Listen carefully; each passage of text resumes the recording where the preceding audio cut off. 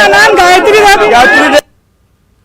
तो देखिए, ये जो तस्वीर आप देख रहे थे ये बिहार की तस्वीर थी। बिहार में विधानसभा के बाहर जश्न मनाया जा रहा है, रंग गुलाल लगाए जा रहे हैं, होली जैसा नजारा आपको दिख रहा होगा। और ये तस्वीर देखिए, यहां बीजेपी कार्यकर्ता जो है वो होली खेलते हुए, जश्न मनाते हुए, नाचते गाते झूमते, पटाखे जलाते हुए, ये वो कार्यकर्ता हैं जिन्हें जीत की खुशी मिली है और अब इस जीत का जश्न मनाया जा रहा है। तस्वीर आपके सामने, उसी जश्न के हर पार्टी इंतजार करती है कि इस तरह की सुखद तस्वीरें जब कार्यकर्ता मेहनत करते हैं, जब नेता दौड़ भाग करते हैं और उसके बाद लगातार कोशिशों के बाद जब जीत मिलती है तो ये जश्न वाजिब हो जाता है, ये जश्न बहुत सुखद लगता है। लेकिन जिसे जीत नहीं मिलती वो मंथन जरूर करता है कि आखिर कमी कहाँ रह गई, क्या खामी रह गई, क्या वो जनता तक अपनी पहुंच नहीं बना पाए, उनमें विश्वास नहीं जगा पाए।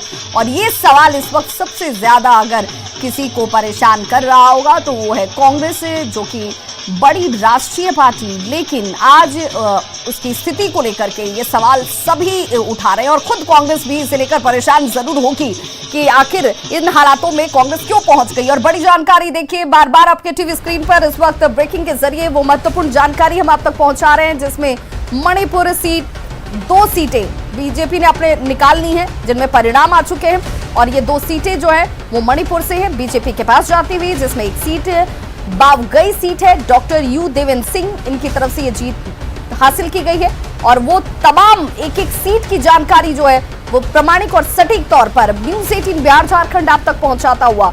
लेकिन इसके साथ ही साथ सिर्फ हम मणिपुर की चर्चा नहीं कर रहे हैं, आपके सामने टीवी स्क्रीन पर जो जानकारी ग्राफिक्स के जरिए चल रही है वो 5 राज्यों के विधानसभा चुनाव के परिणाम की, जिसमें सबसे पहले हमने दिखाया रुझानों को और अब परिणामों को भी दिखा रहे हैं, जिसमें पंजाब की बात कर रहे हैं, गोवा की बात कर रहे हैं, मणिपुर की बात कर रहे हैं, उत्तर प्रदेश की बात कर रहे हैं और गोवा की बात कर रहे हैं, ये वो उत्तराखंड की बात कर रहे हैं। ये वो सीटें हैं जहां पर अब एक एक करके तस्वीर पूरी तरह से साफ होती हुई और इसीलिए जश्न मनाया जा रहा है। बड़ी जानकारी और बाबा रामदेव क्या कुछ करें जरा वो सुन लेते हैं।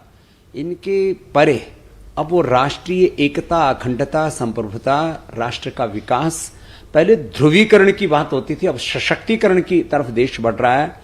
और कुछ लोग ओबीसी, दलित, वनवासी, कम्युनिस्ट और जो एंटी नेशनल एलिमेंट्स थे, इनका एक गठजोड़ बनाने की नाकाम कोशिश कर रहे थे। अब वो सारे बादल छट गए हैं और तो सुनाम सीट से अमन अरोड़ा, पंजाब से आम आदमी पार्टी ने पहली सीट दर्ज कर ली है जीत के तौर पर। पंजाब में आपने दर्ज की है पहली जीत सुनाम सीट से। अमन अरोड़ा, आम आदमी पार्टी कैंडिडेट अमन अरोड़ा ने सुनाम सीट जीत के तौर पर हासिल कर ली है। और इसीलिए बार बार देखिए, सबसे पहले हम आपको कह रहे हैं कि जो जानकारी हम आप तक पहुंचाएंगे वो बहुत सटीकता के साथ, प्रामाणिकता के साथ, और इसीलिए देखिए अब जैसे जो रुझान परिणाम में तब्दील हो रहे हैं वो आप तक हम पहुंचा रहे हैं। पंजाब में आम आदमी पार्टी ने पहली जीत दर्ज कर ली है। आम आदमी पार्टी के पास एक सीट जो जीत के तौर पर गई है वो सुनाम सीट है और सुनाम सीट पर आम आदमी पार्टी के कैंडिडेट ने अपनी तरफ से जीत का झंडा जो है वो लहरा दिया है। आम आदमी पार्टी के लिए पंजाब जो है वो जरूर बहुत बेहतर स्थिति दिखाता हुआ 88 सीटों पर उसकी लीड भी बनी हुई है और इसीलिए जश्न की तस्वीरें भी हम लगातार वहां की दिखा रहे थे।